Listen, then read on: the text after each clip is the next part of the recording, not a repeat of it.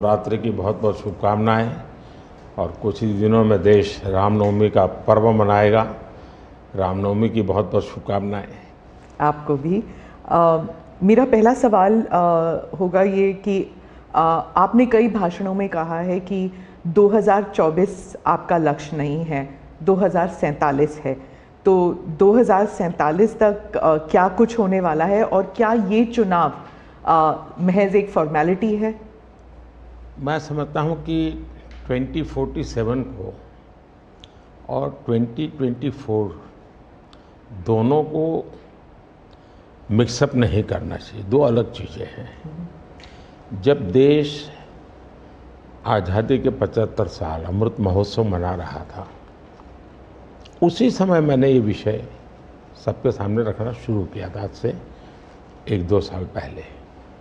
और मैं ये कहता था कि 2047 देश की आज़ादी के 100 साल होंगे। स्वाभाविक रूप से ऐसे जो माइलस्टोन होते हैं वो एक प्रकार से नया उत्साह भरते हैं, नए संकल्प के लिए व्यक्ति को तैयार करते हैं। और उस अर्थ में मेरा मत था कि एक मौका है, 75 साल पर हम खड़े हैं, 100 साल पहुंचने वाले हैं। इस 25 साल का सर्वाधिक उपयोग कैसे करें? हर इंस्टीट्यूशन, हर कोई अपना एक लक्ष्य बनाए। भाई मैं अपना गांव का प्रधान हूं, 2047 तक मेरे गांव में इतना तो मैं करूंगा। आरबीआई को मैं कार्यक्रम में भी गया, 90 साल का उनका कहा। तो मैंने कहा कि 10 साल बहुत महत्वपूर्ण है, आपके 100 साल होंगे, इस पर अभी से सोचिए। तो मेरे मन में 2047 ये भारत की आज़ादी के 100 साल और देश में एक प्रेरणा जगनी चाहिए। और आज़ादी के 100 साल अपने आप एक बहुत इंस्पिरेशन है, किसी व्यक्ति की जरूरत नहीं है। तो एक पार्ट तो वो है। दूसरा है 2024। 2024 ये चुनाव का हमारा जो क्रम है 5 साल का, उसके हिसाब से वो आया हुआ क्रम है। और मैं मानता हूं कि चुनाव ऑल टुगेदर डिफरेंट थिंग है। एक तरफ इस चुनाव में आप देखते हैं, लोकतंत्र में चुनाव को हमने लाइट नहीं लेना चाहिए। ये एक बहुत बड़ा महापर्व है और इसलिए मेरा तो मत है कि उत्सव के रूप में मनाना चाहिए।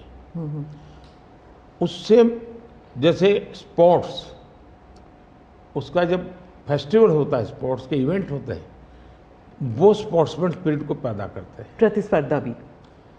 जब खेल का मैदान होता है तो देखने वाले, खेलने वाले, स्पोर्ट्समैन स्पिरिट का एक एनवायरनमेंट क्रिएट होता है जो हमारे संस्कार बन जाते हैं। चुनाव का ये माहौल अगर हम उत्सव में पलट दें, लोकोत्सव बना दें, तो हमारी रगों में, डेमोक्रेसी आने वाली पीढ़ियों के रगों में वो संस्कार बन जाती है। और लोकतंत्र के लिए बहुत आवश्यक है कि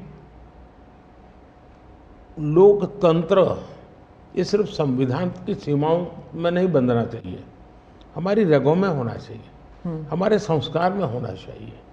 और उस अर्थ में मैं 2024 को देखता हूँ। ये बात सही है कि हमारा 25 साल का विजन, और उसमें मैंने बहुत काम किया है। और ये आज कर रहा हूँ ऐसा नहीं है। शायद मैं जब गुजरात में था तब भी उन दिशा में सोचता था।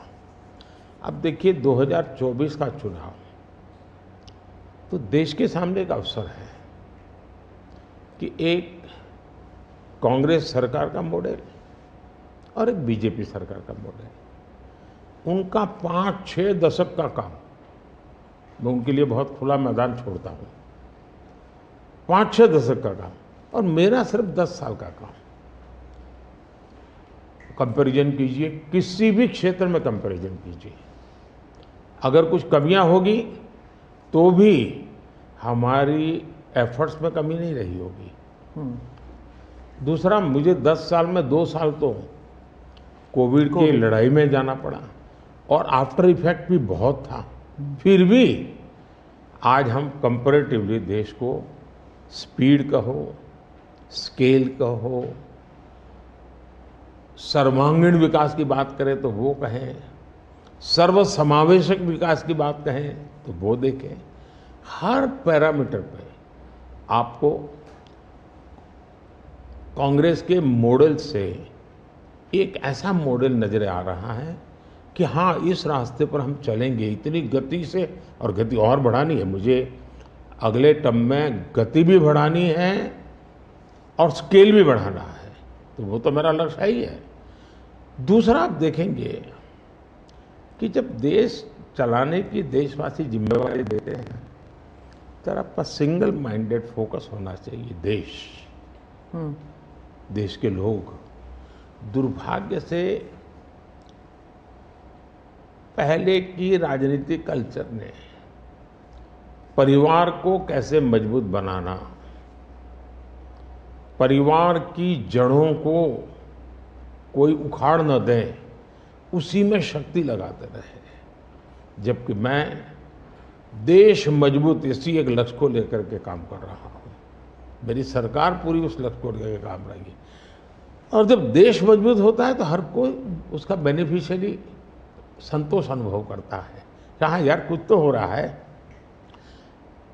मेहनत तो कर रहा है, ईमानदारी से कर रहा है, इन चीज़ों का इम्पैक्ट होता है। तो 2024 ये चुनाव है और चुनाव का मैदान है, तो हम एक अपने ट्रैक रिकॉर्ड को लेकर के गए हैं और वे अपने ट्रैक रिकॉर्ड को लेकर के आए हैं। अब प्रधानमंत्री जी, आपने दो चीज़ों का जिक्र किया जिसके बारे में पूछना चाहूँगी। एक तो वो जब आरबीआई में जब आपने कहा 2014 विजन वगैरह की बात कर रहे थे, तो जब आप कहते हैं कि ट्रेलर है, आपके स्पीचेस में कहते हैं अभी तो ट्रेलर है, मैं बहुत कुछ करने वाला हूँ, तो एक कस्बा होता है जो थोड़ा नर्वस हो जाता है कि करने क्या वाले हैं मोदी जी। एक वो नर्वस होते हैं जो दूसरी जिनका विश्वास आप पर पूर्ण तरह है, वो सोचते हैं कि हाँ अभी और काम बाकी है और मोदी जी उसे अंजाम देने वाले हैं। तो दोनों के लिए आप अगर हमें बताएं कि विजन क्या है कि 2047 तक किस तरह ये विजन सक्सेसफुल होगा, क्या आपका गेम प्लान है?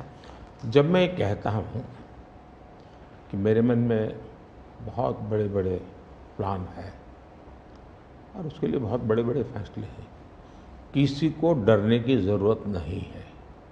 मेरे निर्णय किसी को डराने के लिए नहीं है, किसी को दबाने के लिए भी नहीं है। मेरे निर्णय देश के सर्वांगीण विकास के लिए है, जन कल्याण के लिए है। देश के युवाओं के एस्पिरेशंस को मैं देर करना नहीं चाहता हूँ, मैं समय बिगाड़ना नहीं चाहता हूँ, उस अर्थ में मैं कह रहा हूँ। दूसरी बात है, ज़्यादातर सरकारों का स्वभाव होता है वो ये मिजाज में रहते हैं हमने तो सब कुछ कर लिया, हम तो सब कुछ करते हैं। मैं नहीं मानता हूँ मैंने सब कुछ कर लिया है। मैंने ज़्यादा से ज़्यादा करने का प्रयास किया है, सही दिशा में जाने का प्रयास किया है, फिर भी बहुत कुछ है जो मुझे अभी भी करना है, क्योंकि मैं देखता हूँ मेरे देश की कितनी आवश्यकताएं हैं। हर परिवार का सपना, वो सपना कैसे पूरा हो, ये मेरे दिल में पड़ा हुआ है। और इसलिए मैं कहता हूँ जो हुआ है वो ट्रेलर है, आपको अच्छा लगा है, लेकिन मैं बहुत अधिक करना चाहता हूँ, उस अर्थ में मैं उस बात को कहता हूँ। दूसरी बात है कि 2047 का जो विजन का सवाल है, एक तो मैं लंबे समय तक मुख्यमंत्री रह करके आया हूँ और मैं अनुभव करता था कि बार बार चुनाव, आचार संहिता, किसी भी राज्य में चुनाव हो तो मेरे राज्य से 30-40 सीनियर अच्छे अफसर ऑब्जर्वर के नाते जाते थे इलेक्शन ड्यूटी, तो 40-50 दिन तक वो बाहर रहते थे। तो मुझे चिंता रहती थी कि मैं सरकार कैसे चलाऊं, क्योंकि देश में ऐसे चुनाव होते ही रहते और मेरे ऑब्जर्वर जाते रहते। तो फिर मैंने सोचा कि मैं ये इसको वैकेशन नहीं मानता हूँ। मैं चुनाव होगा तो उस पीरियड को वैकेशन के रूप में नहीं लूँगा। मैं अफसरों को पहले से काम देता हूँ, भाई अगली सरकार के लिए ये काम करो। तो मैं उस समय भी 100 दिन का प्लान करता था। हाँ, उसी पे पूछना था मुझे। हाँ। अभी तो चुनाव हो ही रहे हैं अभी रिजल्ट्स भी नहीं आए और आप 100 दिन का प्लान बना रहे हैं। मैं चुनाव में जाने से पहले शुरू किया। हाँ। और दरअसल मैंने कैसे किया कि मैं पिछले 2 साल से 2047 को ध्यान में रख के काम करता था, और उसके लिए मैंने देश भर में लोगों के ओपिनियन मांगे, सुझाव मांगे। शायद 15 लाख से अधिक लोगों के मैंने सुझाव लिए हैं कि वो आने वाले 25 साल में हिंदुस्तान को कैसे देखना चाहते हैं। और मैंने सभी यूनिवर्सिटीज़ को कांटेक्ट किया, मैंने अलग अलग NGO को कांटेक्ट किया, संगठनों को, और 15-20 लाख लोग उन्होंने इनपुट दिया। फिर मैंने AI की मदद ले करके उसको सब्जेक्ट वाइज बनाया। उसका काफ़ी मैंने टेक्नोलॉजी, आर्टिफिशियल इंटेलिजेंस, हाँ, टेक्नोलॉजी का भरपूर उपयोग किया।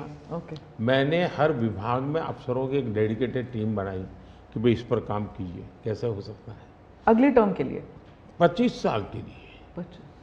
और फिर मैंने खुद ने उनके साथ बैठा, प्रेजेंटेशन दिए 2-2, 2.5 घंटे, और मेरा विजन के अनुरूप क्या चीज़ें हैं, कौन सी चीज़ें डुएबल हैं, कौन सी चीज़ें डुएबल नहीं। थोड़ा सा ट्रेलर बता सकते हैं? उसको मैं ऐसा है कि आचार संहिता चल रही है। अच्छा। मैं अभी अगर इन चीज़ों को बताऊंगा तो शायद कोई उसको गलत अर्थ में ले लेगा, तो मैं उसमें फंसना नहीं चाहता हूँ जी। लेकिन इसमें कुछ छुपा हुआ नहीं है, मिल ही जाएगा। दूसरा मैंने कहा कि मैं चाहता हूँ कि ये जो मैं डॉक्यूमेंट बना रहा हूँ, जो मेरा विजन है, लेकिन वो विजन मोदी की बपौती नहीं है, वो 15-20 लाख लोगों के विचारों को उसमें समाहित किया। एक प्रकार से इसकी ओनरशिप देश की है। 15-20 लाख लोग इनपुट देते हैं, मतलब पूरा देश दे रहा है जी। मैंने क्या किया है कि मैंने उसको अभी डॉक्यूमेंट के रूप में तैयार करवा रहा हूँ। जैसे ही चुनाव प्रक्रिया पूरी हो जाएगी तुरंत वो स्टेट को भेज दिया जाएगा। ओके। मैं चाहूँगा कि स्टेट उस पर काम करे। स्टेट को क्या लगता है, क्या हो सकता है, क्या नहीं। और वो सिर्फ बीजेपी स्टेट्स नहीं है, सभी नहीं, पूरा देश, ये देश का है, ये भाजपा का नहीं है जी। ओके। ये काम देश का है जी। फिर मैं नीति आयोग की मीटिंग बुलाऊंगा, उसमें इस पर व्यापक चर्चा करूंगा मुख्यमंत्रियों के साथ, और फिर उसमें से एक फाइनल चीज़ बनेगी।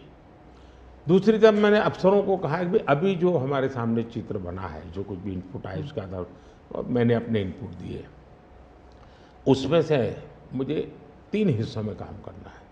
एक, बीजेपी का जो मैनिफेस्टो आएगा उसमें से करणीय काम तुरंत कैसे ले सकते हैं। दूसरा, ये जो 25 साल का हमारा जो एक खाका बना है, जो मेरा अपना विजन है, अभी तो मैं चाहूँगा कि मुझे और भी उसमें क्रिटिकल इनपुट चाहिए मुझे। मैं ऐसा नहीं मानता हूँ कि सब कुछ मुझे ही समझ और मुझे ही दिखता है। कोशिश मैंने भारी की, मैंने काफ़ी समय लगाया इसमें। उसको मैं 3 हिस्सों में बांटा।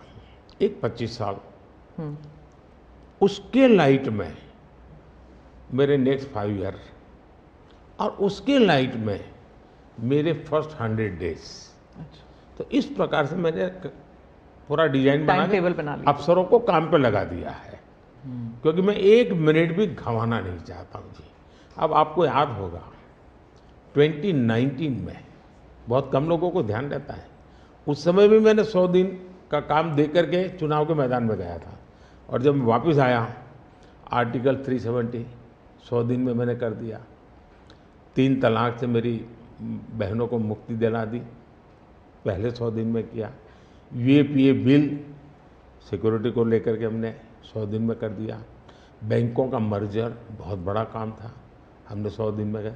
इतना ही नहीं, पशु का टीकाकरण, ये कोविड के टीकाकरण की इतनी चल रहा है ना, मैं देश में पहली बार करीब 15,000 करोड़ रुपया लगा करके पशुओं के टीकाकरण का बड़ा अभियान चला रहा हूँ, और मैंने 19 में पहले 100 दिन में किया था। तो मैं 100 दिन का क्या काम करना वो हैफाजत नहीं करता, मैं बिल्कुल प्लानिंग करके उसको आधार पर आगे चलाता हूँ। मोदी जी, आपने एक टर्म कॉइन किया है जो बहुत ही लोकप्रिय हो गया है, मोदी की गारंटी। अब चुनाव के वक्त कई लोग कह रहे हैं कि क्या उम्मीदवार जो है वो नॉट इम्पॉर्टेंट है, वोट तो सिर्फ मोदी जी को जा रहा है क्योंकि मोदी जी की गारंटी है। तो इलेक्शन के दौरान ये सब टर्मिनोलॉजी इम्पोर्टेंट होता है। पहली बात है, उम्मीदवार ही नहीं, चुनाव में हर मतदाता इम्पोर्टेंट होता है। चुनाव में बूथ लेवल का कार्यकर्ता भी इम्पोर्टेंट होता है, कैंडिडेट भी उतना ही महत्वपूर्ण होता है। और इसलिए ये कह देना कि और किसी का महत्व नहीं होता है, ये वरना इतना बड़ा चुनाव हो ही नहीं सकता है जी, तो बहुत महत्व होता है। जहाँ तक गारंटी का सवाल है, आज हमारे यहाँ दुर्भाग्य से शब्दों के प्रति जो कमिटमेंट होना चाहिए वो एक प्रकार से लग रहा है कि ये तो चलते का नाम गाड़ी, कुछ भी बोल दो, कहीं पर भी बोल दो, कोई जिम्मेवारी नहीं। अब आप देखा होगा इन दिनों एक नेताजी के पुराने ढेर सारे वीडियो बाजार में घूम रहे हैं और उनके एक विचार से दूसरा विचार कितना कॉन्ट्राडिक्टरी है। अब लोग एक साथ देखते होगा, अरे ये आदमी इतना हमें मूर्ख बनाता था, हमारी आंख में धूल झोंकता। अभी मैंने एक नेता का भाषण सुना, उन्होंने कहा एक झटके में मैं गरीबी हटा दूंगा। अब जिनको 5-5, 6-6 दशक देश का राज करने को मिला, वो जब आज कहेंगे कि मैं एक झटके में गरीबी हटा दूंगा, तो देश सोचता है ये क्या बोल रहे हैं जी। तो मुझे लगता है पॉलिटिकल लीडरशिप की क्वेश्चनेबल होती जा रही है। ऐसे में प्राण जाए और वचन न जाए, ये महान परंपरा से हम निकले हुए लोग हैं। मैं मानता हूँ कि नेताओं ने ओनरशिप लेनी चाहिए, जिम्मेवारी लेनी चाहिए। ये मैं जो बोल रहा हूँ मतलब मेरी जिम्मेवारी है, ये कोई करेगा ऐसा करेगा ऐसे नहीं चलता है। और उसमें से मैंने बल दिया है गारंटी का। मैं कमिटमेंट भी करता हूँ और उसका मैं ओनरशिप ले रहा हूँ। और जब ओनरशिप लेते हैं ना तो देश को भरोसा होता है। आज आप देखिए कि हम जो बात कहते हैं उस पर लोगों का भरोसा है। 370 हटाऊंगा, भले हमें पार्टी का जन्म हुआ तब से हम कह रहे थे, हमारे श्यामा प्रसाद मुखर्जी ने बलिदान दिया था, लेकिन हम उस पर पक्के मन से लगे हुए थे। जब मेरा मौका आया मैंने पूरी हिम्मत दिखाई, 370 गई और आज जम्मू कश्मीर का भाग्य बदल गया। 3 तलाक कितने ही चीजों से गुजरा, पॉलिटिकल लीडरशिप डर गई, लोगों को रहा भी इनके पर क्या भरोसा करें। ये तो एक बार एक बोलते दूसरा, लोगों का भरोसा तब बनता है कहेगा यार ये खुद खड़े रहेंगे, ये खड़े रहेंगे और जाना भी है तो जिम्मेवारी लेकर के जाएंगे कि भाई ये था, मैं सोचा था, नहीं कर पा रहा हूं, मैं जा रहा हूं वापिस। लेकिन भरोसा बहुत बड़ी ताकत होती है और भारत जैसे देश में ये भरोसा को मैं अपनी जिम्मेवारी मानता हूँ और इसलिए मैं बार बार गारंटी ये कहता हूँ। मोदी जी, आप भरोसे की बात करते हैं, जब भी हमारे कैमरा टीम्स जहाँ भी जाते हैं वो सब यही कहते हैं कि जो मतदाता हो या कैंडिडेट हो वो सब यही बात करते हैं, मोदी पर भरोसा। तो have we come to this situation जहाँ पे पहले होते थे, बोला जाता था कि Indira is India, India is Indira, और अब है मोदी इज़ भारत, भारत इज़ मोदी। क्या उस लेवल पर पहुँच गए हैं? ऐसा है कि देश ये कहता है और जो मैं खुद भी फील करता हूँ कि ये माँ भारती का बेटा है, ये माँ भारती का संतान है। उससे ज़्यादा न लोग मुझे मेरे लिए सोचते हैं, न ही मेरे लिए बोलते हैं। भारत माँ का संतान है, माँ की सेवा कर रहा है, तो इतना ही बहुत है। मैं राम मंदिर प्राण प्रतिष्ठा की बात करती हूँ। इसको एक राजनीतिक रंग नहीं चढ़ना चाहिए था, लेकिन हो गया है। और जब इलेक्शंस आ गए हैं तो फिर चाहे ऑपोजिशन हो या बीजेपी हो, एक दूसरे पर आरोप लगाते हैं, तुम पापी तुम पापी। कांग्रेस कहती है कि इसका राजनीतिकरण बीजेपी ने किया इसलिए वो पापी है। बीजेपी कहती है कि न्योता देने के बावजूद आप प्राण प्रतिष्ठा में आए नहीं इसलिए आप पापी हैं। तो इसे आप कैसे देखते हैं? पहली बात है कि इसका राजनीतिकरण किसने किया और इसको आज की घटनाओं से मत, जब हमारा जन्म भी नहीं हुआ था, हमारी पार्टी पैदा भी नहीं हुई थी, उस समय अदालत में ये मामला निपटाया जा सकता था, समस्या का समाधान हो सकता था। भारत विभाजन हुआ तो विभाजन के समय ये तय कर सकते थे, चलो भाई इतनी इतनी चीज़ें ऐसा कर लो, वो नहीं किया गया। क्यों? कि एक ऐसा हथियार हाथ में है, जो हथियार वोट बैंक पॉलिटिक्स के लिए मजबूती का एक दांव है, इसलिए उसको पकड़ के रखा गया और बार बार उसको भड़काया गया। अब जब ये अदालत के अंदर मामला चल रहा था, अदालत में अभी जजमेंट ना आए वहां तक कोशिश की गई। न्यायिक प्रक्रिया से होना चाहिए, तो हमारा संविधान हमें कहता है और सरकार की तो जिम्मेवारी है, लेकिन उसमें भी अड़ंगे डालना, ये क्यों? क्योंकि उनके लिए ये राजनीतिक हथियार था, ऐसे लोगों के लिए। और देखिए राम मंदिर का, ऐसे लोग हैं राम मंदिर कर रहे हैं, तुम्हें मार देंगे, ऐसा करके वोट बैंक बनाने का एक तरीका था। अब हुआ क्या, राम मंदिर बन गया तो उनके हाथ से वो मुद्दा ही चला गया। अब वो किसी को डरा नहीं पा रहे हैं, राम मंदिर आ जाएगा, आ गया, कुछ नहीं हुआ, आग नहीं लगी कोई। दूसरा, इनकी प्रकृति, आप सोमनाथ मंदिर से लेकर के अब तक की घटनाएं देखिए, वे भारत की मूलभूत आस्थाएं, भारत का मूलभूत जो पिंड है, उसके प्रति नेगेटिविटी लेकर के ही देश में वो अपनी बातें। अब सोमनाथ मंदिर को क्या प्रॉब्लम था, सरदार पटेल थे, डॉक्टर राजेंद्र बाबू को जाना था, वहां तो न जनसंघ था, न भाजपा था, न आरएसएस थी, न कोई लड़ाई थी, लेकिन उन्होंने मना कर दिया जाने। वो जो नेहरू जी की जो चिट्ठी थी, हाँ, जो भी है, अब ये और वो परंपरा आज भी चल रही है कि प्राण प्रतिष्ठा का निमंत्रण मिले और आप उसको ठुकरा दें।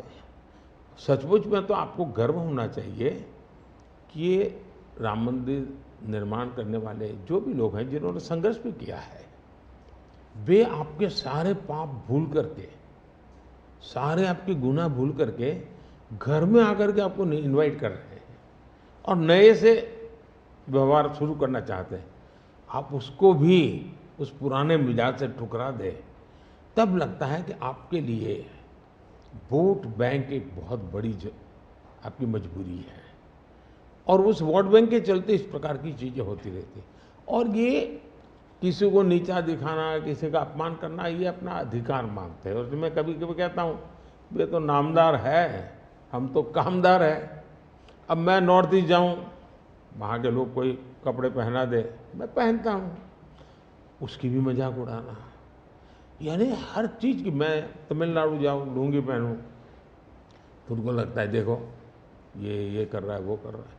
मैं हैरान हूँ जी, इतनी नफरत लोकतंत्र में नहीं होती है, नहीं होनी चाहिए। देखिए हमारे लिए, मैं मानता हूँ ये न राजनीति का विषय हम लोगों के लिए है, न होना चाहिए और न कभी होगा। हमारे लिए एक जबरदस्त आस्था का विषय है जी। और ये कोई प्रभु राम का संबंध कोई मेरे कारखाने में नहीं आया जी, हजारों साल से, और दुनिया के अनेक देशों में है।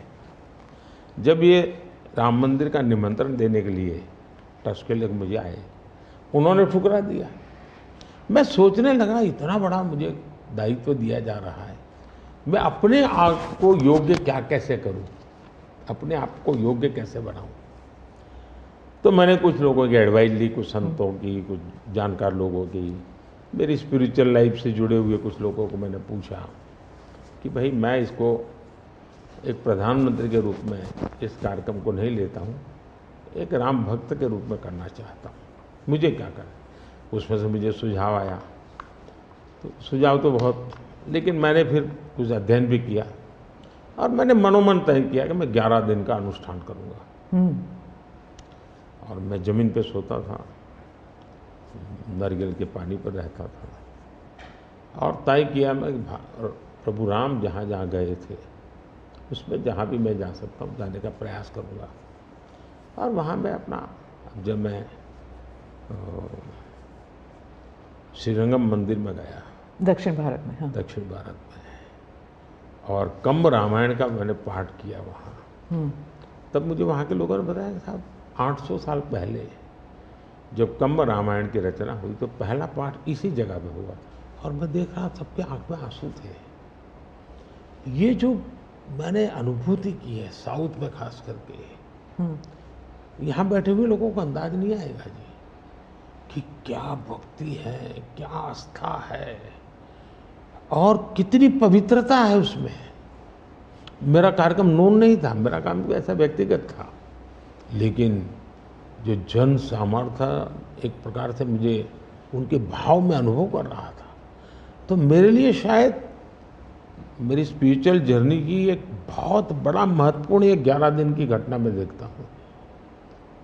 मैं और राम मंदिर प्राण प्रतिष्ठा को मैंने बहुत गंभीर लिया था जी। मैंने एक इवेंट के रूप में नहीं लिया था जी, मेरे लिए वो इवेंट नहीं था। वो एक स्पिरिचुअल मूवमेंट था आपके लिए? मैं मानता, मुझे दिखता था वो 500 साल का संघर्ष, मुझे दिखता था 140 करोड़ लोगों की श्रद्धा, सपने, और देश के गरीब गरीब लोगों ने पाई पाई दे करके मंदिर बनाया है जी। ये मंदिर 3 चीजें मैं देखता हूँ।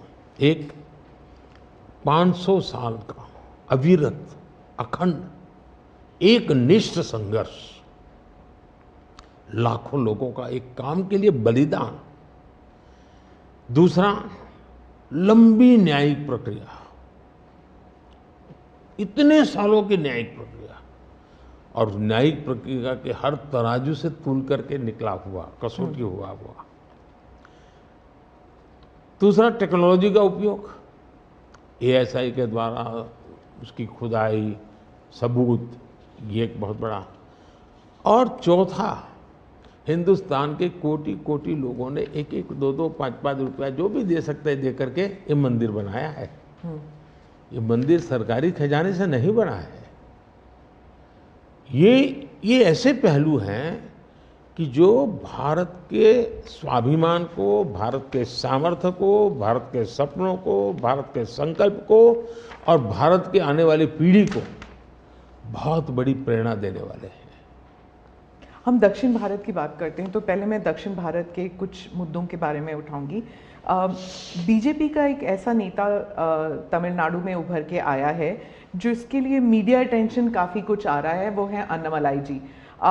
तो वो काफ़ी कॉन्फिडेंट है कि तमिलनाडु में बीजेपी को डबल डिजिट फिगर आएंगे। तो क्या ये उनका ओवर कॉन्फिडेंस है कि आप भी तमिलनाडु इतनी बारी जा चुके हैं? पहली बात है कि तमिलनाडु जनसंघ के जमाने से और भारतीय जनता पार्टी, मैं कहता हूँ 5-5 पीढ़ी हमारी इस विचार के लिए वहाँ खप चुकी है। तो एक निरंतर काम चला है। जब कांग्रेस से लोग निराश हुए तो प्रादेशिक पक्षों की तरफ गए, और लंबे अरसे तक प्रादेशिक पक्षों का जो कुछ भी कामकाज देखा है, अब लोग निराश हो गए। निराशा के इस माहौल में उन्होंने दिल्ली में भाजपा की सरकार का मॉडल देखा, हिंदुस्तान में अन्य राज्यों में भाजपा की सरकार का मॉडल देखा, देश भर में जो तमिल बंधु रहते हैं उन्होंने अपने घरों में जाके बताया भी हम जिस राज्य में रहते हैं वहाँ तो ये हो रहा है। तो लोग स्वाभाविक तमिल प्रजा कंपैरिजन करने लगी कि जो हवा खड़ा किया गया था ये तो अच्छा काम कर रहे हैं। अब जैसे मैंने तमिल काशी संगम किया तो तमिलनाडु में DMK पार्टी वाले लोग ये तो पानीपुरी वाले कर करके मजाक उड़ाते थे, लेकिन जब तमिलनाडु के लोग काशी संगम कार्यक्रम में आए और काशी का रूप रंग देखा, उन्होंने कहा ये हमने तो जो सुना था ऐसा नहीं है, ये तो बहुत डेवलप दिखता है, बड़ी प्रगति हो रही है, IT का नेटवर्क दिखता है। तो सोचने का तरीका बदलने लगा और उसके कारण DMK के प्रति जबरदस्त गुस्सा पैदा हुआ है।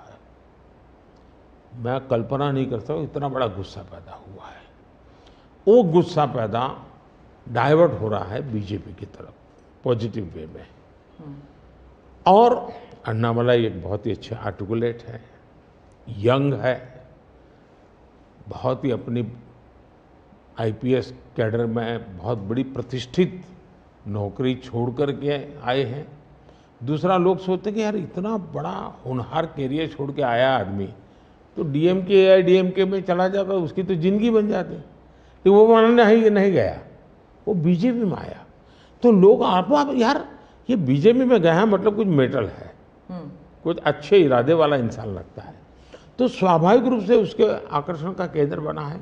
और मेरी पार्टी की विशेषता है, हम हर स्तर के हर छोटे मोटे कार्यकर्ता जिसमें क्षमता है उनको अवसर देते हैं। हमारा कोई परिवारवादी तो पार्टी है नहीं, परिवार से चलित पार्टी नहीं है। जिन पार्टियों में of the family, by the family and for the family होता है, और इसलिए हमारे यहाँ तो हर एक को अवसर मिलता है। फैमिली बेस्ड पॉलिटिक्स अगर हम बात करें तो तमिलनाडु में डीएमके ने कहा है कि उन्होंने काफ़ी बयान दिए हैं सनातन के खिलाफ, और वो तो काफ़ी अरसे से करते आए हैं, काफ़ी दशकों से उनका एंटी सनातन पोजीशन रहा है। लेकिन अब जो है वो लोग थोड़ा बहुत आक्रोश दिखने को मिल रहा है। तो आप क्या समझते हैं कि is it because of awareness कि लोग बीजेपी की तरफ मुड़ रहे हैं, या फिर सनातन के खिलाफ जो उनके स्टेटमेंट्स है वो बाकी राज्यों में भी ये फैल रहा है? अब मैं इस सवाल को जरा अलग तरीके से देखता हूँ। सवाल हमें कांग्रेस को पूछना चाहिए। जो कांग्रेस जिसके साथ किसी जमाने में महात्मा गांधी का नाम जुड़ा हुआ था, जो कांग्रेस जहां इंदिरा गांधी जी गले में माला खुलेआम पहन करके घूमती थी, रुद्राक्ष माला, जो हाँ रुद्राक्ष माला पहन करके घूमती थी इंदिरा जी। सवाल कांग्रेस को पूछना चाहिए कि तुम्हारी क्या मजबूरी है कि सनातन के खिलाफ इतना जहर उगलने वाले लोगों के साथ तुम क्यों बैठे हो भाई? क्या तुम्हारी राजनीति अधूरी रह जाएगी क्या? ये कौन सी कांग्रेस की सोच विकृति आ रही है? कांग्रेस में ये चिंता का विषय है। डीएमके का तो जन्म शायद इस नफरत में पैदा हुआ होगा, और धीरे धीरे वो नफरत का खेल भी उनका लोग स्वीकार करने नहीं लगे हैं, और इसलिए वो नए नए तौर तरीके अपना करके बोल रहे हैं। प्रश्न उनका नहीं है, प्रश्न कांग्रेस जैसी पार्टी का है कि उसने अपना मूल कैरेक्टर गंवा दिया है क्या?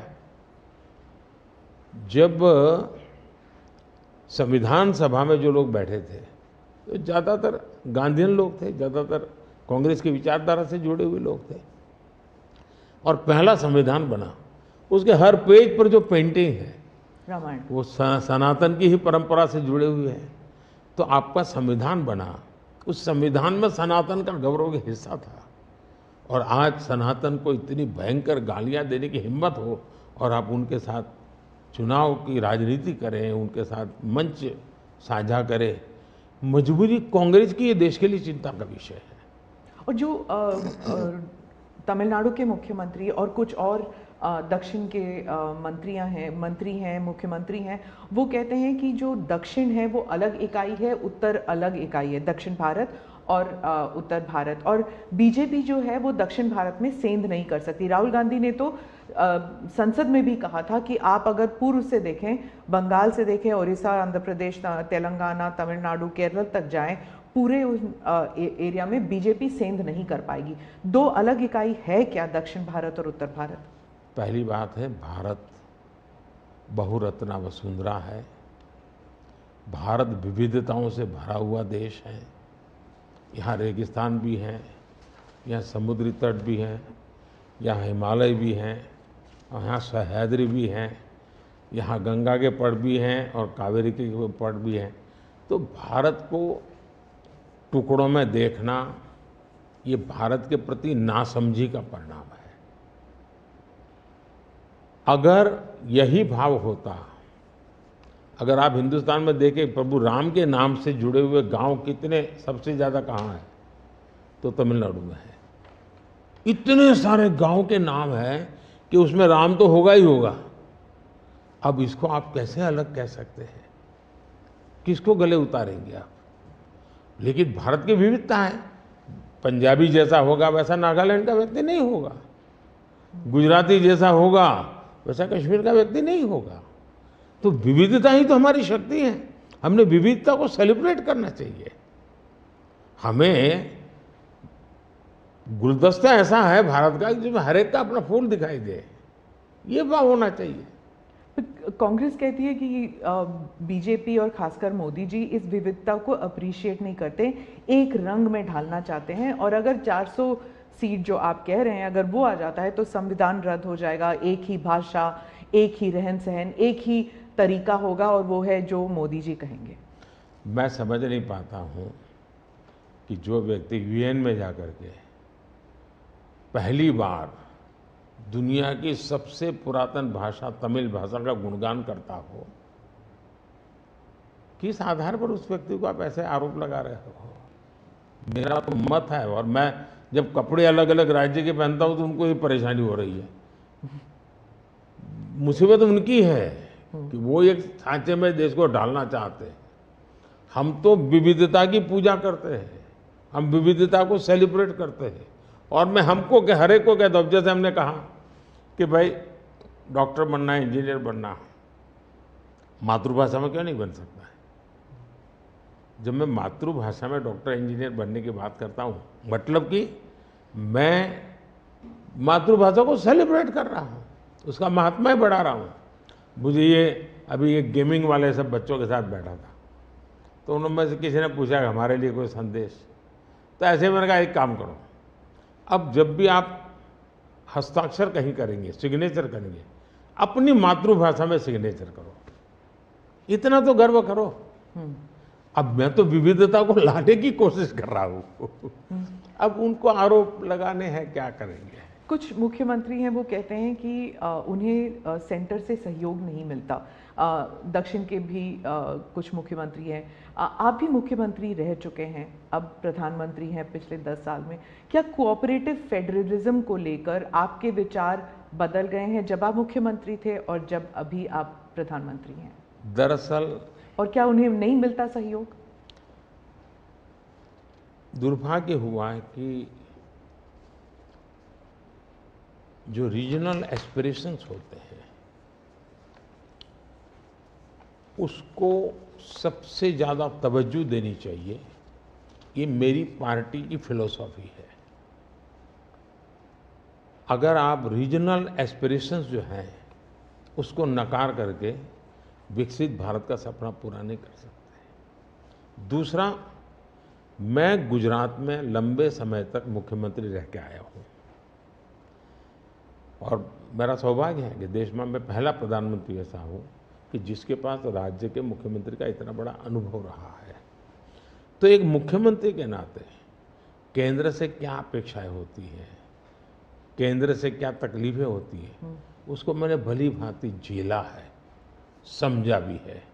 और इसलिए मैं कतई नहीं चाहूँगा कि मेरे देश का कोई राज्य, उसका उमंग उत्साह हो विकास का, उस पर कोई रुकावट पैदा हो। अगर रुकावट हटा सकता हूँ और उसमें मैं उनकी मदद कर सकता हूँ, वो भी मैं करने के लिए, क्योंकि मुझे देश बनाना है। दूसरा, मैं जब गुजरात था तब भी मेरा मंत्र था, यहाँ सरकार यूपीए की थी, तब भी मेरा मंत्र था भारत के विकास के लिए गुजरात का विकास। मैं गुजरात का विकास करूंगा, क्यों? क्योंकि मुझे मेरा देश का विकास करना है। हमारे देश में वातावरण बनना चाहिए, और हमने एस्पिरेशनल डिस्ट्रिक्ट की कल्पना की। हर राज्य में हमने कहा कि ये राज्य के पैरामीटर के बराबर है। भारत सरकार ने योजना बनाई, उसकी मदद की। सभी राज्य आज हमारे एस्पिरेशनल डिस्ट्रिक्ट में और एस्पिरेशनल ब्लॉक में मिल करके हम काम कर रहे हैं, और बहुत अच्छे परिणाम नजर आ रहे हैं। अब आप कोरोना देखिए, मैंने इतनी बार चीफ मिनिस्टर से मीटिंग की, शायद 20-25 बार, और हर चीज़ में सब मिल कर के निर्णय करते थे। तो हम साथ मिल कर के चले तो हम कोरोना के जंग को जीतने में सफल हुए।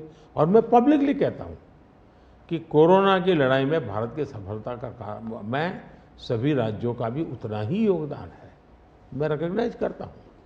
और इसलिए मैंने हमेशा कहा है कि देश को आगे ले जाना है तो हमें कॉम्पिटिटिव कोऑपरेटिव फेडरलिज्म चाहिए।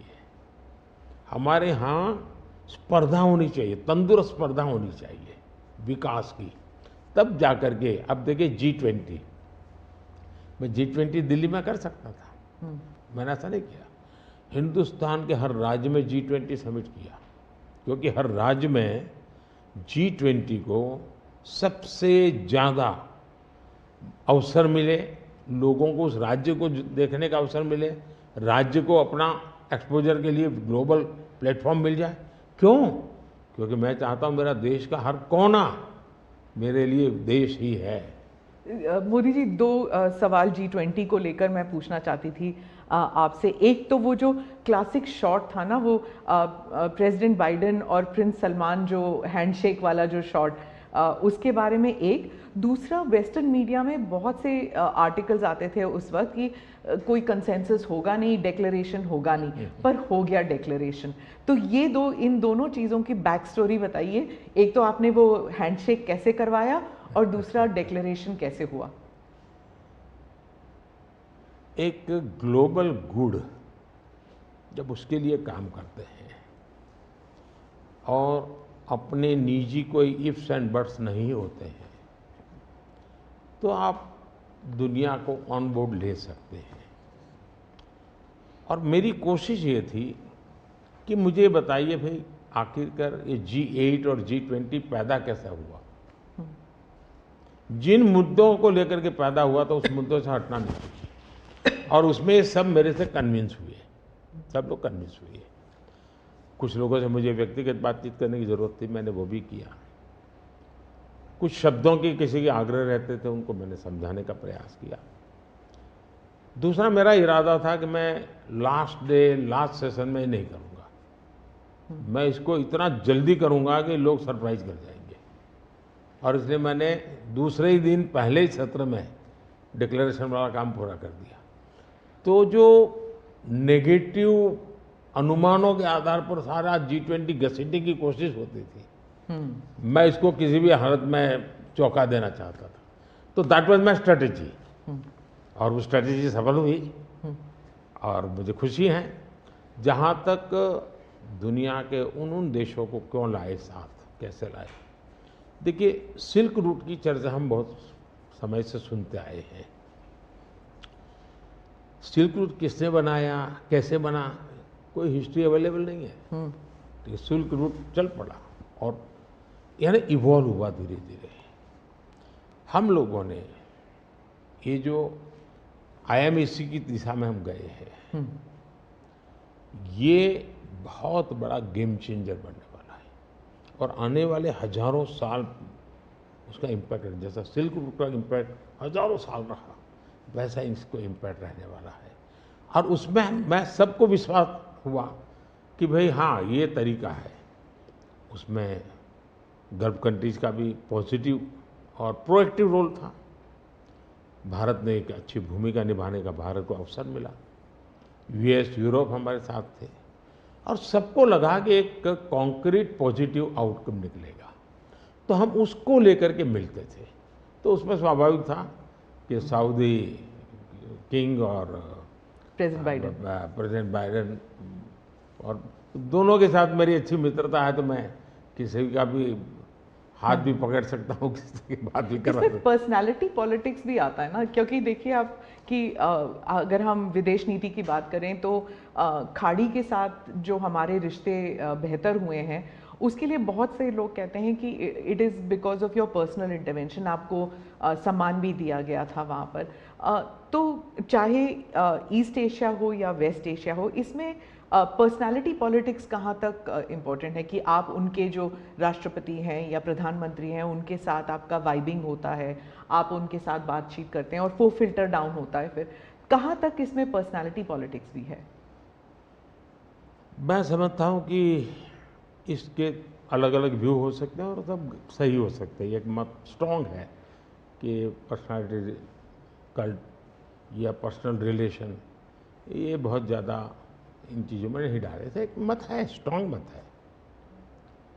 मुझे लगता है कि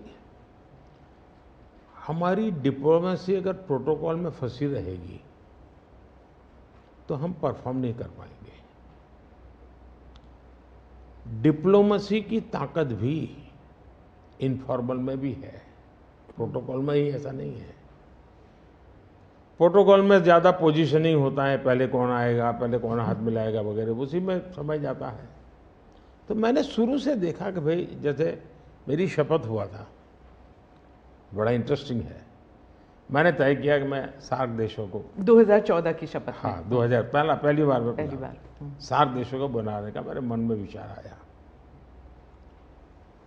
और उसके पीछे कारण ये था क्योंकि मेरा चुनाव प्रचार में मुझ पर आरोप एक ही था कि ये मोदी तो एक राज्य से आया है, ये देश की राजनीति क्या समझेगा, विदेश नीति क्या समझेगा, ये तो डुबो देगा।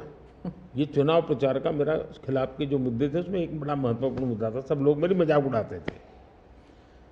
तो मुझे लगा इनको एक ही एक्शन से मुझे जवाब दे देना चाहिए, बोलने की जरूरत नहीं है पहले दिन से। तो मैंने शपथ समारोह में सार्क देशों को बुलाया। उसके पहले मैंने बैक चैनल से उन सबसे सहमति ले ली थी, ऐसा तो नहीं हो सकता कि कोई, और सब लोग आए। मेरा शपथ हुआ। फॉरेन मिनिस्टर अभी तो हमारा बना भी नहीं था, और मैं इन सारी चीज़ों से बिल्कुल नया था, बिल्कुल अनभिज्ञ था, लेकिन बायलैटरल सबके साथ होना था। जब हम लोग हैदराबाद हाउस में गए तो मुझे समझाया सब प्रोटोकॉल वालों के साथ, ऐसा होगा, वो आएंगे, आप ऐसा कहेंगे सर। जब समय हुआ आना शुरू, मैंने कहा ऐसा करो मैं बाहर जाता हूँ उनको लेने के लिए।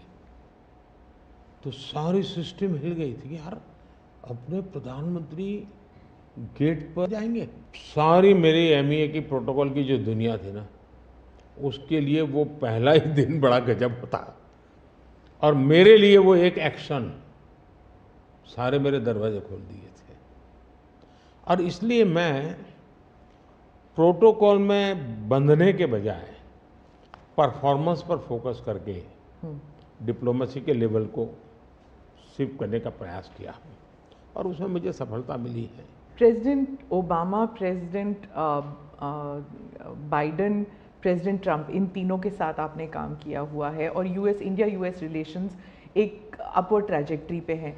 लेकिन बहुत से मुल्क हैं जो भारत की अपवर्ड ट्रैजेक्टरी से परेशान होते हैं। ये इट इज़ अंडरस्टूड कि ये है, जैसे कि चाइना, क्योंकि वो दे यूज टू थिंक कि ग्रुप ऑफ टू होगा, एक तरफ चाइना, एक तरफ अमेरिका, मतलब दो पावर सेंटर्स होंगे। तो मैं सिर्फ उदाहरण के लिए चाइना दे रही हूँ, लेकिन हमारे इर्द गिर्द जो मुल्क हैं वो भी थोड़े असमंजस में है कि ये भारत की ट्रैजेक्टरी इतनी ऊपर इतनी जल्दी जा रही है। क्या हम अपने नेबरहुड को अपनी सक्सेस स्टोरी का हिस्सा नहीं बना सकते? अच्छा सवाल आपने पूछा। हमारी डे वन से पॉलिसी है, एक नेबर फर्स्ट, दूसरा एक्ट ईस्ट। तो जो हमारे ईस्टर्न पार्ट के जो हमारे आसियान कंट्री के देश हैं, उसमें हमने एक्ट ईस्ट पॉलिसी लिया है, यहाँ नेबरहुड फर्स्ट। तो ये हमारा डे वन से हमारे देश की भी पॉलिसी है और हमारी भी पॉलिसी है। पहले लूकैस था, मैंने आकर के उसको एक्ट ईस्ट कहा। लेकिन इसमें दूसरा, आज दुनिया के सैकड़ों मील दूर भी कोई देश है, उनको लगता है कि भारत की प्रगति में हमारा कोई बेनिफिट है, तो पड़ोसी को नहीं देखेगा। आज पड़ोसी सबसे ज़्यादा खुश हैं क्योंकि भारत उनके सबसे, अब जैसे कोविड के कालखंड में कोई पड़ोसी देश ऐसा नहीं है कि जिसकी हमने मदद नहीं की हो। नेचुरल कैलेमिटी, कोई ऐसा देश नहीं है। अब जब नेपाल में भूकंप आया, फर्स्ट रिस्पॉन्डर हम थे। श्रीलंका में बहुत बड़ा क्राइसिस आया, उस क्राइसिस के समय सबसे ज़्यादा उनको मुसीबत में से बाहर निकालने का कोई काम किया है तो हिंदुस्तान ने किया, और पब्लिकली वो रिकग्नाइज करते, इसको कहते हैं। और इसलिए मैं तो दूसरा अनुभव कर रहा हूँ, वो हमसे बहुत अपेक्षाएं करते हैं, और पॉजिटिव अर्थ में मैं कहता हूँ, अच्छे रूप में देखते हैं। और भारत ने भी कहा है कि भाई हम हमारे सभी देशों को, पड़ोसियों को शक्तिशाली और समृद्ध देखना चाहते हैं। आपने दोस्ती का हाथ बढ़ाया था 2014 से ही पाकिस्तान, चाइना के साथ भी ऐसे किया था। लेकिन जब आप सक्सेस स्टोरी या अपने नेबरहुड फर्स्ट की बात करते हैं तो पाकिस्तान, चाइना, मालदीव्स ये भी आते हैं, और यहाँ पर कटाक्ष है अगर आप बात करें तो। इसके लिए सुधार उसमें उनकी अंदरूनी राजनीति महत्वपूर्ण है। भारत और उन देशों का संबंधों से ज़्यादा उनका इंटरनल पॉलिटिक्स के लिए कुछ चीज़ें जरूरी है। जी, विदेशी मीडिया जो है वो हमेशा कहती है कि Modi is the most popular prime minister in India. वो इस बारे में कोई दो राय नहीं है, लेकिन ये भी कहती है कि a strong Modi means democracy start sliding. मतलब लोकतंत्र के लिए खतरा है अगर मोदी जी और स्ट्रॉन्ग हो जाएंगे। लेकिन भारत में कुछ और ही है। वो वही रेटिंग्स, वही एजेंसीज कहते हैं कि लोग जो हैं वो खुश हैं कि मोदी जी अगर स्ट्रॉन्ग हो जाएं, तो उन्हीं के रेटिंग्स ये कहते हैं। आप इस बारे में क्या कहेंगे? पहली बात है कि उनकी टर्मिनोलॉजी क्या है और उनके इस कंक्लूजन पर आने का आधार क्या है, ये अपने आप में एक रिसर्च का विषय है। लेकिन मैं ये समझ नहीं पाता हूँ कि जिस देश में 6 लाख पंचायतें चुने हुए लोगों से चलती हो, दुनिया में कोई देश ऐसा है कि जहाँ 6 लाख पंचायतें और नियमित रूप से चुनाव जहाँ होते हैं, इतने राज्य, अनेक पार्टियों की सरकारें। हमारे देश में शायद ही कोई ऐसी पॉलिटिकल पार्टी होगी जो कहीं सत्ता में ना हो। तो ये सब होने के बावजूद अगर ये कहना कि सर्वसत्ताधीश कोई बन रहा है, तो ये तो मुझे लगता है उनको जानकारियों का अभाव है। हिंदू दूसरा, अगर मोदी सर्वसत्ताधीश के रूप में रहता तो G20 में मेरे अगल बगल में ही कर रहा है। मैंने तो राज्यों के पास, क्योंकि डेमोक्रेटिक कैरेक्टर है ये हमारा। मोदी जी एक मैं मदर ऑफ डेमोक्रेसी इसकी दुनिया में गुंज कर रहा हूँ, तो उनको क्वेश्चन हो रहा है, क्योंकि वो अभी भी स्वीकारने को तैयार नहीं कि भारत मदर ऑफ डेमोक्रेसी है। हाँ, एक सवाल था, यूक्रेन में जब युद्ध चल रहा था तो भारत के जो वहाँ पर छात्र थे उन्हें सुरक्षित रूप से वापस भारत लाया गया। ये एक दिल हिलाने वाला किस्सा था। इसमें आपने हॉस्टिलिटीज़ रोकने के लिए पर्सनल हस्तक्षेप किया था, पर्सनल इंटरवेंशन किया था, ये सुनने में आया है। तो इसके बारे में कुछ बताएंगे? देखिए, यूक्रेन की चर्चा ज़रा ज़्यादा हुई है खिलाफ, लेकिन मैं 14 से लेकर ऐसी कई घटनाएं हैं। अगर आपने एक सुषमा स्वराज जी का एक इंटरव्यू है, आप देखिए कि कैसे यमन में से हमने हिंदुस्तान के लोगों को लाए, और सऊदी किंग के साथ मैंने बात कर करके उनसे कहा भाई मुझे वहाँ यमन से लोगों को लाना है, तो आपका बॉम्बार्डिंग चल रहा है, हम कर नहीं पा रहे हैं, मुझे कैसे मदद करेंगे? तो उन्होंने कहा कुछ समझ लीजिए मुझे। और सुषमा जी ने अपने इंटरव्यू में सारी चीज़ें कही हुई है। भारत की रिक्वेस्ट पर एक पीरियड रहता था जिस पीरियड में बॉम्बार्डिंग नहीं होता था, और उस समय हम हवाई जहाज़ में हमारे लोगों को निकालते। यमन से करीब 5,000 लोगों को हम लाए थे। उसी प्रकार से यूक्रेन में, मेरा यूक्रेन से भी इतना ही घनिष्ठ नेता है, मेरा रशिया से भी इतना ही घनिष्ठ नाता रहा है। दोनों राष्ट्रपति के साथ में बहुत मित्रतापूर्ण मेरा रहा है। मैं पब्लिकली राष्ट्रपति पुतिन को कह सकता हूँ कि युद्ध का समय नहीं है। मैं यूक्रेन को भी कह सकता हूँ पब्लिकली कि बातचीत के रास्ते पर ही जाना चाहिए, और इसके कारण मेरी क्रेडिबिलिटी है। और जब मैंने कहा भाई भारत के इतने लोग, हमारे नौजवान फंसे हुए हैं और मुझे आपकी मदद चाहिए, और मैं आप क्या व्यवस्था कर सकते हो, फिर मैंने बताया मैंने इतनी इतनी व्यवस्था की है, आप इतना मेरी मदद कीजिए। उन्होंने मदद की, और भारत के तिरंगे की ताकत इतनी थी कि विदेशी व्यक्ति की भी भारत का तिरंगा हाथ में रखता था तो उसके लिए जगह मिल जाती थी। तो मेरा तिरंगा ही मेरी गारंटी बन गया था। मोदी जी, मैं डोमेस्टिक पॉलिटिक्स पे वापस आती हूँ। एक सवाल है इलेक्टोरल बॉन्ड्स के बारे में। राहुल गांधी जो हैं वो हर भाषण में कहते हैं, और विपक्ष के नेता भी कहते हैं कि इसमें धांधली हुई है। आपकी पार्टी के लोग भी कहते हैं कि अगर गलती है, अगर इसमें कोई गुंजाइश है इसके सुधार में, तो वो कर सकते हैं। क्या ये गलत फैसला था इलेक्टोरल बॉन्ड्स का? पहली बात है कि हमारे देश में लंबे अरसे से चर्चा चली है कि चुनावों में काला धन एक बहुत बड़ा खतरनाक खेल हो रहा है। देश के चुनावों को काले धन से मुक्ति मिले, इसके लिए कुछ करना चाहिए। चर्चा लंबे समय से चल रही है। चुनाव में खर्च तो होता ही होता है, कोई इनकार नहीं कर सकता है। मेरी पार्टी भी करती है, सब पार्टियां करती है, कैंडिडेट भी करते हैं, और पैसे लोगों से लेने पड़ते हैं, सब पार्टियां लेती हैं।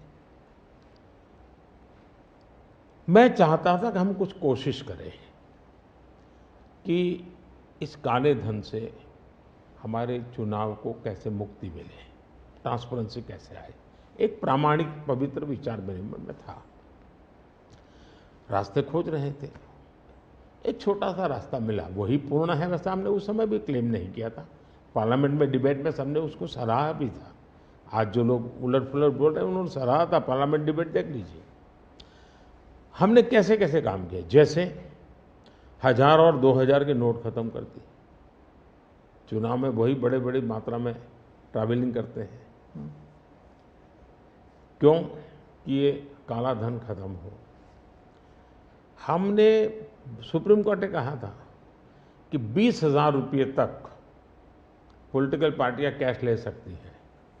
मैंने कानून बनाकर, नियम बना करके 20,000 को 2,500 कर दिया। क्यों? क्योंकि मैं नहीं चाहता था कि ये कैश वाला कारोबार चले। फिर मैंने कहा है कि इलेक्टोरल बॉन्ड, कि जो पार्टी अपना सीक्रेसी मेंटेन करना चाहती है।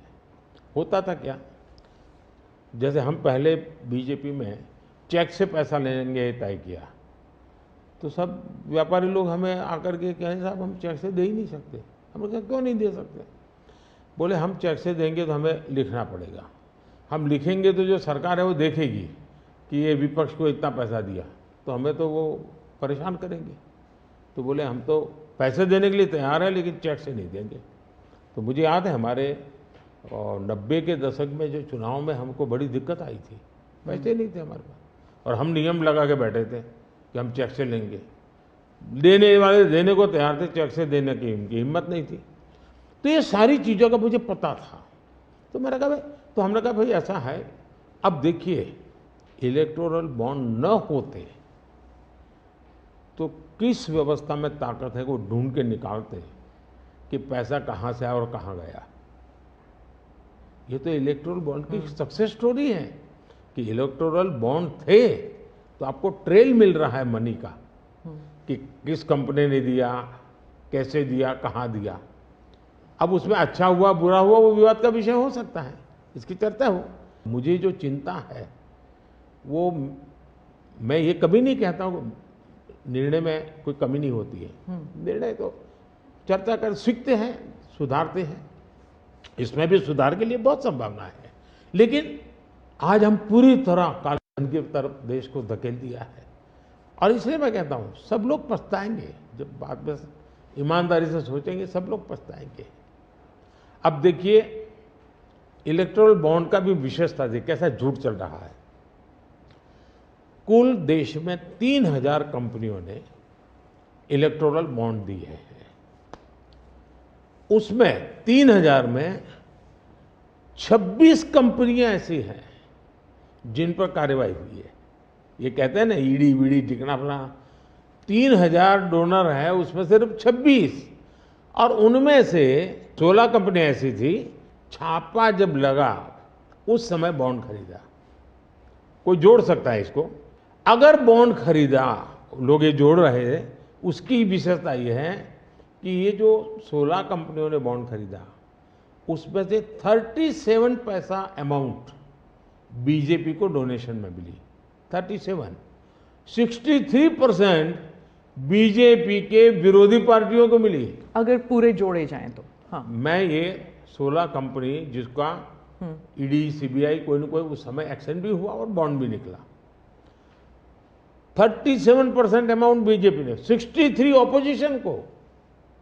क्या ईडी रेड करे और ऑपोजिशन को डोनेशन देने का कार्यक्रम वर्क करे?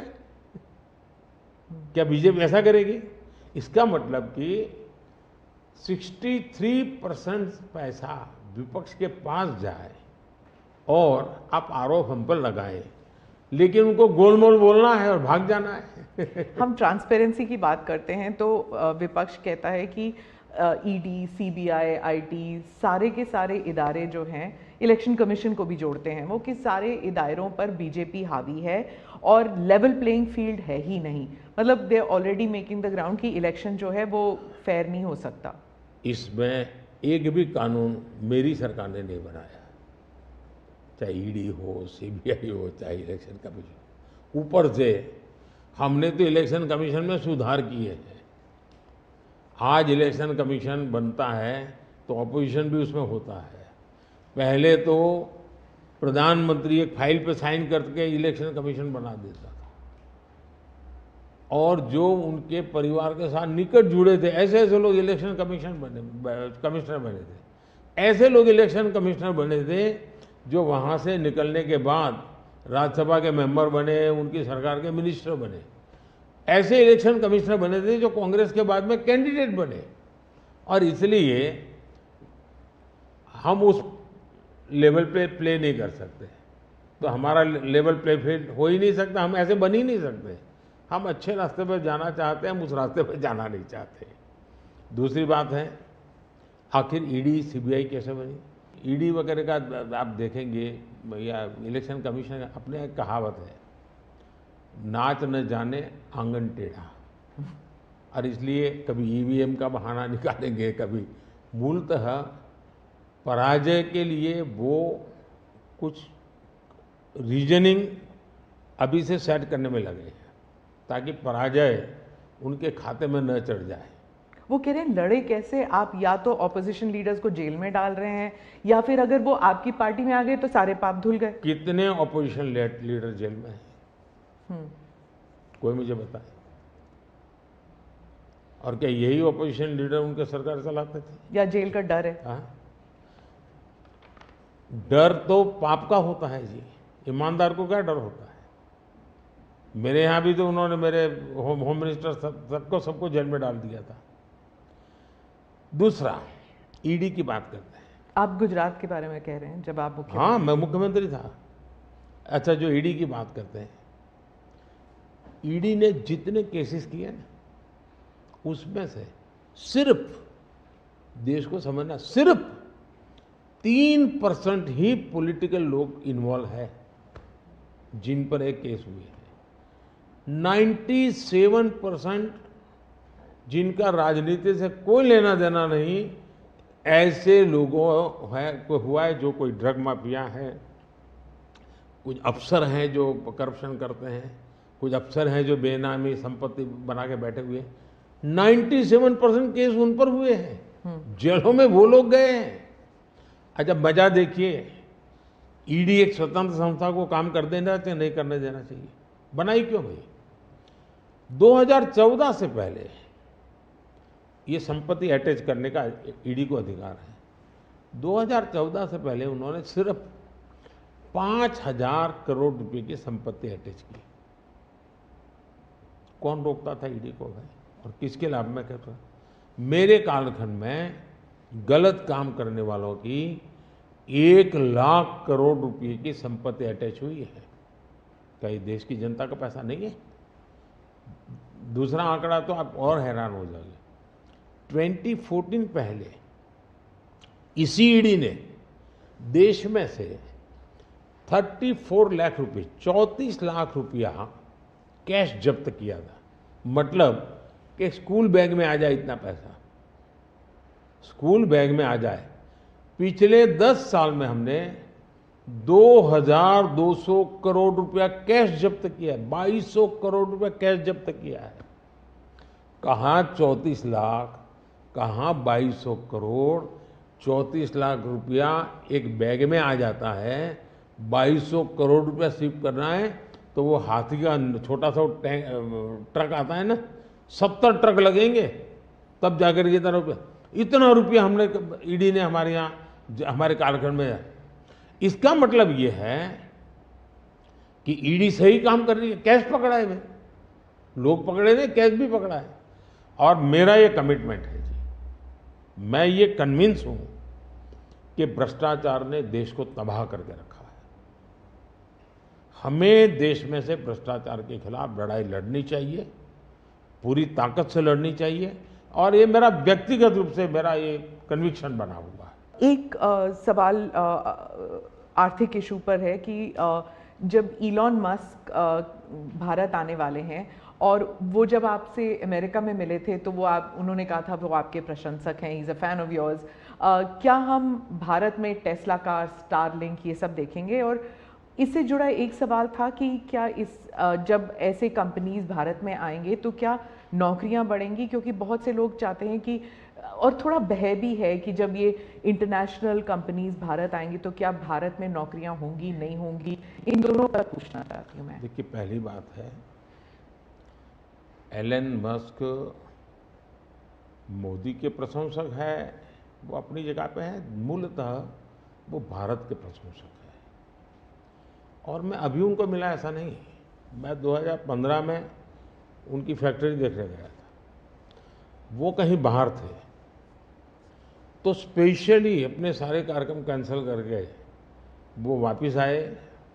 मुझे सब चीज़ें खुद ने अपनी फैक्ट्री में दिखाई और उनका विजन क्या है वो मैं उनसे समझा। मैं अभी गया तो दोबारा भी उनसे मिला था और अभी वो भारत आने वाले भी हैं। देखिए, भारत में पिछले 10 साल में दुनिया भर से हर क्षेत्र में पूंजी निवेश हो रहा है। अब हमारा ईवी मार्केट, इलेक्ट्रिक व्हीकल का मार्केट कितना बड़ा बना है, आपको जानकर के हैरानी होगी कि कितना बदलाव आया है, लोग पकड़ नहीं पाते। 2014-15 में हमारे देश में 2000 इलेक्ट्रिक व्हीकल थे, 2000 बिके थे। 14-15 में 2000 इलेक्ट्रिक व्हीकल बिके थे। 2023-24 में 12 लाख इलेक्ट्रिक व्हीकल बिके हैं।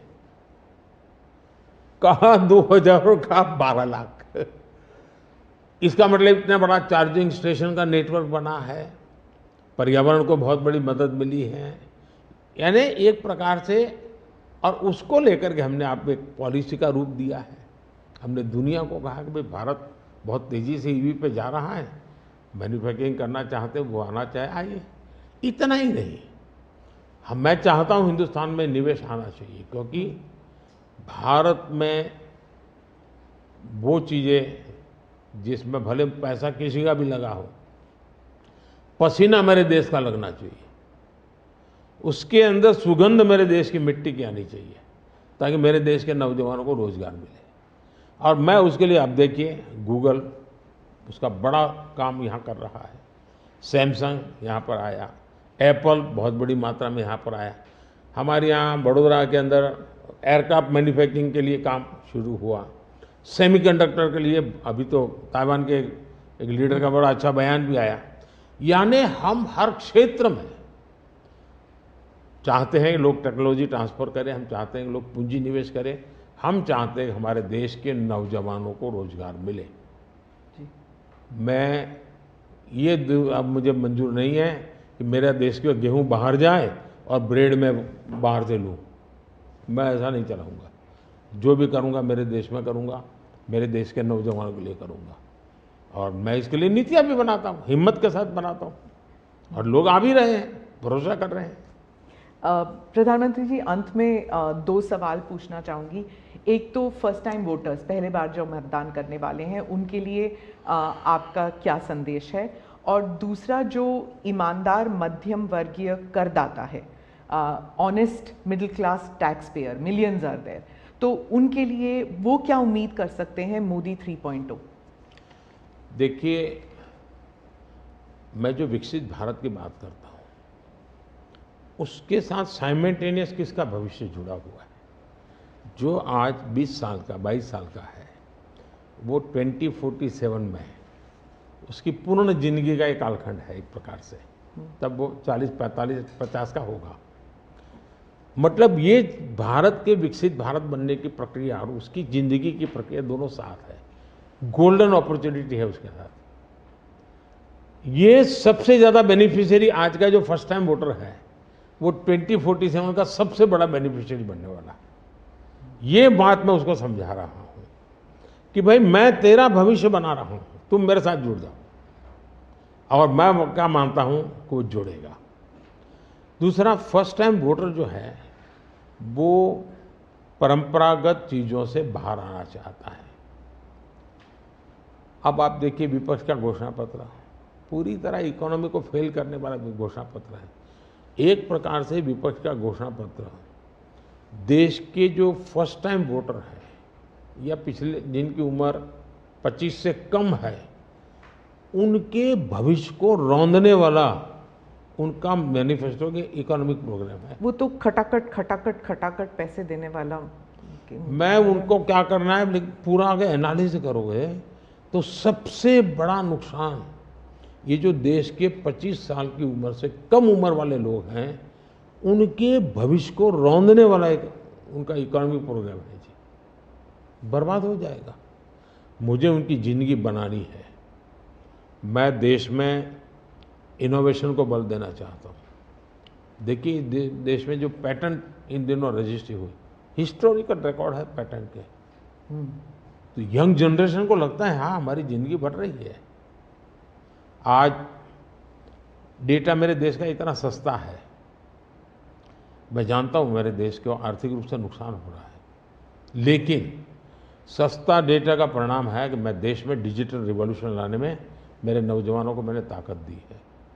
आज वो दुनिया, मुझे अभी गेमिंग वाले बच्चे मिले थे, वो कहते थे साहब दुनिया के देश में हम खेलने के लिए जाते हैं, वहाँ डेटा इतना महंगा है। बोले हम 50 बार सोचते हैं, हम भारत के अंदर इतना हमारे लिए अवसर है, इतना सस्ता डेटा है तो हम हिम्मत कर रहे हैं। एजुकेशन में आज डेटा सस्ता होने के कारण उसको कितनी फायदा हो रहा है जी। लॉन्ग डिस्टेंस लर्निंग, हाँ हर चीज़ में, टेलीमेडिसिन में। ये जो हमने इन चीज़ों पर कंट्रोल करके रखा है, इसका बहुत बड़ा लाभ हो रहा है, बड़ा रिवॉल्यूशन हो रहा है। और जो मिडिल क्लास टैक्स पेयर है उसके लिए जो, देखिए जहाँ तक टैक्स पेयर है, सचमुच में टैक्स पेयर का सम्मान होना चाहिए, टैक्स पेयर का गौरव होना चाहिए। आए दिन रास्ते चलते हर टैक्स पेयर को गाली देते रहेंगे तो देश कैसे चलेगा जी? ये मैं समझ नहीं आता हूँ ये किस सोच का परिणाम है। देखिए क्या बदलाव आया है। मैं टैक्स पेयर की बात करूँ, पिछले 10 वर्ष में ITR फाइल करने वालों की संख्या 2 गुने से अधिक हो गई। पहले 4 करोड़ से भी कम लोग ITR फाइल करते थे, आज 8 करोड़ से ज़्यादा लोग ITR फाइल कर रहे हैं। टैक्स कलेक्शन 3 गुना बढ़ोतरी हुई है। मतलब पहले जो नेट टैक्स कलेक्शन होता था वो 11 लाख करोड़ रुपए होता था, आज net tax collection 34 lakh crore रुपए हो रहा है। ये क्यों हो रहा है? उसको भरोसा है कि वो जो पैसा दे रहा है ना वो सही जगह पे उपयोग हो रहा है, विकास के काम, चोरी लूटफाट में नहीं आया, इसलिए वो विश्वास के कारण देने के लिए आगे आया है। दूसरा, 7 लाख रुपये तक की इनकम पर टैक्स हमने माफ कर दिया है, जो पहले 2-2.5 लाख पे अटका हुआ था। 7 लाख रुपये कमाई तक कोई टैक्स नहीं देना है, फिर भी मेरे यहाँ टैक्स बढ़ रहा है। यानी, और इसलिए मैं मानता हूँ, मैं तो हर टैक्स पेयर का हृदय से आभार व्यक्त करता हूँ, क्योंकि जो मुझे सपने पूरे करने हैं उसमें टैक्स पेयर जो धन देता है उसी से होने वाला है। और मैं मानता हूँ देश की प्रगति के लिए करदाताओं की संख्या बढ़नी चाहिए और करदाताओं पर बोझ कम होना चाहिए। इस मूलभूत फिलॉसफी की तरफ मैं आगे बढ़ना चाहता हूँ। जैसे, और मैं तो करदाताओं से एक प्रार्थना भी करूँगा कि देश के खातिर, विकसित भारत के लिए करदाता क्या कर सकता है। मैं उनको कहूँगा कि आप कम से कम 3 लोगों को जो टैक्स नहीं देते हैं उनको प्रेरित करो कि वो टैक्स देना शुरू करें। हर टैक्स पेयर सिर्फ 3 लोगों को प्रेरित करें। और मैं उनको समझाता हूँ, जब मैं गरीब का घर बनाता हूँ उसमें जो ईंट लगती है ना, किसी न किसी टैक्स पेयर की ईंट है, वो उसका जो पुण्य है ना, वो जो परिवार उसमें रहता है, जो पुण्य संतोष व्यक्त करता है, उसका पुण्य उस टैक्स पेयर को जाता है। किसी गरीब को मैं जब मुफ्त राशन देता हूँ जब खाना पका करके अपने बच्चों को खिलाता है ना, तब वो कोई टैक्स पेयर सोचे कि हाश मैंने टैक्स दिया था, वो भूखा बच्चा खाना खा रहा है, उसको टैक्स देने का आनंद आएगा। और इसलिए मैं टैक्स पेयर का धन, जन कल्याण के काम, इनको कोरिलेट कर करके ही चलना चाहता हूँ, ताकि देने वाले को संतोष हो कि मेरे पैसों से ये हो रहा है। ये बहुत बड़ी आवश्यकता है। और मैं बार बार कहता हूँ कि ये जो गरीब के घर की थाली है ना, उसका संतोष का जो पुण्य है ना, उसका हकदार कोई है तो देश का टैक्स पेयर है। मोदी जी, चुनाव के दौरान आपने वक्त निकाला और हमसे इतनी सारी बातें की, उसके लिए धन्यवाद। बहुत बहुत धन्यवाद आपको। और मेरे देशवासियों से ये फर्स्ट टाइम वोटर्स को मेरी अपील है कि देश के नाम वोट कीजिए। मैं उनको कोई राजनीतिक वोट के लिए नहीं कह रहा, देश के नाम वोट कीजिए। खुद का आने वाला 25 साल के भविष्य के लिए वोट करें, ये मैं उनसे आग्रह करूंगा। दूसरा, मैं देशवासियों का कहूँगा, मैं सभी पॉलिटिकल पार्टी के वर्कर्स को भी कहना चाहूँगा कि गर्मी बहुत है, धूप में सभी पार्टी के वर्कर दौड़ रहे हैं। मैं सभी पार्टी के वर्कर को कहूँगा, बहुत पानी पीजिए, बहुत पानी पीजिए, दौड़िए, बहुत दौड़िए, लेकिन पानी बहुत पीजिए, ताकि इस धूप में, इस गर्मी में मतदाताओं को भी कहूँगा कि इतनी ही धूप क्यों ना हो, आप मतदान अवश्य करें। हो सके तो सुबह जल्दी जल्दी मतदान कीजिए। ये और लोकतंत्र के उत्सव के रूप में चुनाव को मनाएं, यही मेरी प्रार्थना होगी देशवासियों को। अगली चुनाव सर्दियों में कीजिएगा और 1 नेशन 1 इलेक्शन वाला। आपने सही मुद्दा उठाया। 1 नेशन 1 इलेक्शन हमारा एक कमिटमेंट है। हमने पार्लियामेंट में भी बोला हुआ है, हमने कमेटी भी बनाई थी, कमेटी का रिपोर्ट भी आया है। तो 1 नेशन 1 इलेक्शन के संबंध में देश में बहुत लोग ऑन बोर्ड आए हैं, सभी दलों ने, बहुत लोगों ने इसमें जो कमेटी को अपना सुझाव दिए हैं, बहुत ही पॉजिटिव सुझाव आए हैं और बड़े इनोवेटिव सुझाव आए हैं। और देश का बहुत बड़ा लाभ होगा अगर हम इस रिपोर्ट को लागू करवा पाते हैं तो। जी, धन्यवाद मोदी। नमस्कार, थैंक यू। तो आप प्रधानमंत्री के इस विशेष साक्षात्कार को देख रहे थे। प्रधानमंत्री ने कहा है कि 1 नेशन 1 इलेक्शन हमारा कमिटमेंट है और अगर ये लागू हो जाता है तो इससे देश का बहुत बड़ा लाभ होगा। साथ ही साथ प्रधानमंत्री ने जो फर्स्ट टाइम वोटर हैं और देशवासियों से कहा कि